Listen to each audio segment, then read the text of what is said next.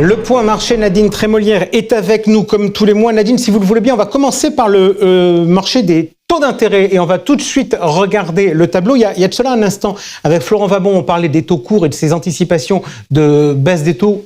Enthousiaste il était puisqu'il a annoncé quelle baisse des taux d'ici la fin de l'année. Moi, je voudrais qu'on s'intéresse aux taux longs. Et lorsque je regarde le tableau et que je regarde la ligne des États-Unis et que je regarde la ligne du 10 ans allemand, je fais un constat. Les taux longs baissent aux États-Unis et montent en zone euro. Pourquoi ? On a un petit peu une divergence dans les dynamiques économiques. Aux États-Unis, on a un espèce de ralentissement. Rappelez-vous, on attendait un premier trimestre, la croissance du PIB du premier trimestre excellente, autour de 2,5. On a eu le chiffre il y a quelques jours, 1,3. Donc on a quand même pratiquement une croissance qui a été divisée par 2. Des enquêtes d'activité, les ISM, les PMI qui sont en train de baisser, notamment le manufacturier, c'était déjà le cas, le service est en train de passer en zone de contraction. Donc on voit que le consommateur américain, quelque part, il est un peu moins là au soutien. Donc on peut imaginer que l'économie américaine est moins brillante que ce qu'on attendait en début d'année. Donc ça, c'est le premier facteur et ça fait baisser les taux longs.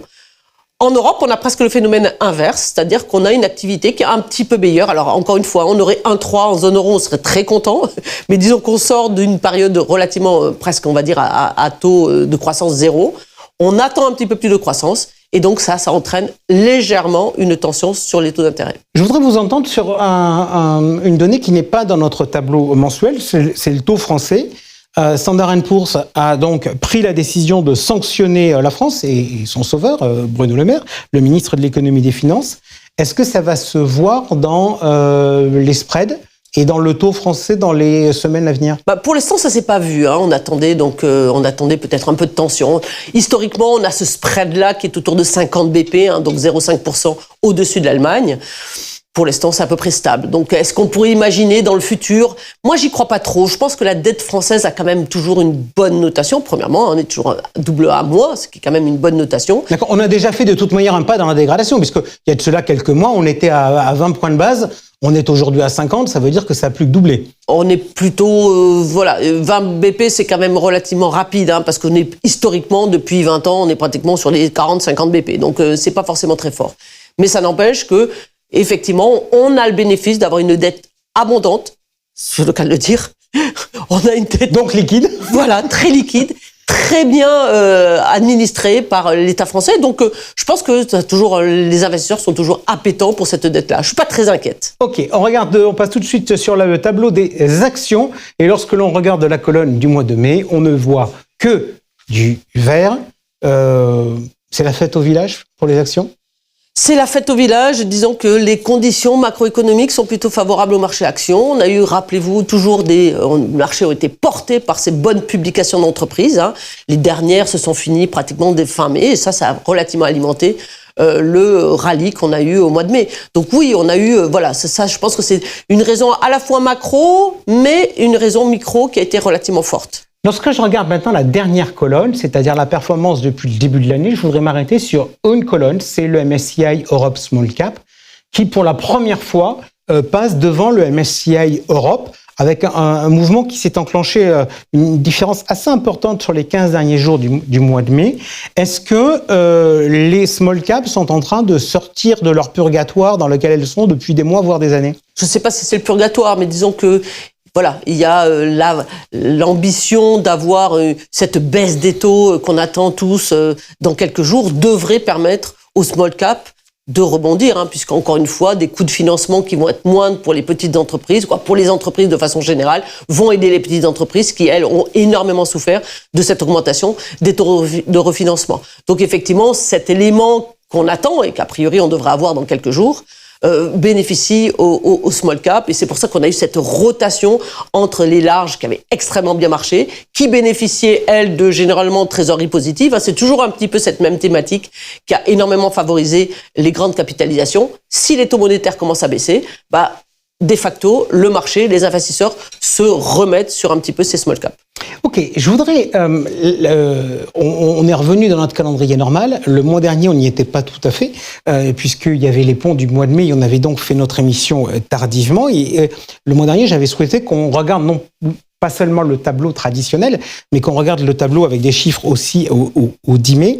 Et je me suis amusé en préparant cette émission à comparer les chiffres du 10 mai. Et sur la partie action, quand on regarde dans le détail, là on a un très joli tableau sur le mois de mai avec tout qui est positif. Et quand on regarde à partir du 10 mai, on se rend compte que le MSCI World, le Nasdaq, le S&P sont en progression, que les small caps sont en progression, mais qu'en revanche, le MSCI Europe et le MSCI Chine sont, à partir du mois de mi-mai, plutôt en régression. Est-ce qu'aujourd'hui, sur les marchés, il faut être enthousiaste avec du vert plein les yeux, ou est-ce que vous considérez qu'on rentre en zone de risque ? Moi, je pense qu'on est en zone de risque. Souvent, on parle du mois de mai comme étant un mauvais mois boursier, hein, le fameux sell in May and go away. Juin est un mauvais mois, généralement, parce que souvent, quand on a eu, on va dire, un bon premier presque semestre, les investisseurs ont tendance à prendre peut-être quelques bénéfices avant un peu l'incertitude des mois d'été. Moi, je suis dans une situation peut-être un petit peu plus attentive aux chiffres. Je vous l'ai dit, hein, quelque part, les marchés aussi ont baissé par ces... Les inquiétudes, c'est quoi ? C'est les taux ? Les taux. Regardez par exemple le prix du pétrole qui est en train de baisser fortement. Donc là aussi, on a un petit problème d'activité mondiale qui est peut-être moins brillante que ce qu'on imaginait. Donc un peu la partie macro, la partie bénéfice qui pourrait des entreprises qui a été très forte et qui a supporté le marché dans cette première partie de l'année.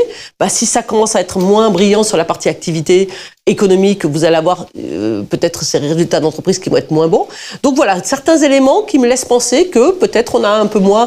Encore une fois, rappelez-vous, on a eu sur les 7 derniers mois, on a eu 6 mois positifs. Donc à part le mois d'avril, on a eu quand même 6 mois relativement très très bons pour les marchés actions. Voilà, moi je pense qu'on rentre dans une période peut-être un petit peu plus difficile. Ok, on attaque tout de suite notre allocation d'actifs avec le résultat du mois de mai, plus 1,1%. Ça faisait longtemps qu'on n'avait pas eu une performance, je dirais, autant d'écart sur un même mois. Qu'est-ce qui a bien fonctionné? Qu'est-ce qui a moins bien fonctionné? Alors, ce qui a bien fonctionné, c'est toujours notre poche obligataire. Ça, c'est relativement remarquable. On l'a vu, il y avait eu un petit peu les tensions sur les spreads de crédit qui sont revenus pratiquement au mois précédent. Donc là-dessus, on a gagné un petit peu de portage. Donc ça, c'est très positif. D'accord. Donc ça, la poche obligataire, on rappelle, c'est des fonds datés et donc Exactement. qui n'a pas subi les difficultés qu'il y a pu avoir sur le marché obligataire, que ce soit les difficultés d'Athos ou de Drahi, qui ont pu peser sur le marché obligataire ces derniers temps. Et en plus, on est plutôt sur de la duration relativement courte, donc on n'a pas subi entre guillemets les remontées de taux. On en parlait précédemment dans l'émission.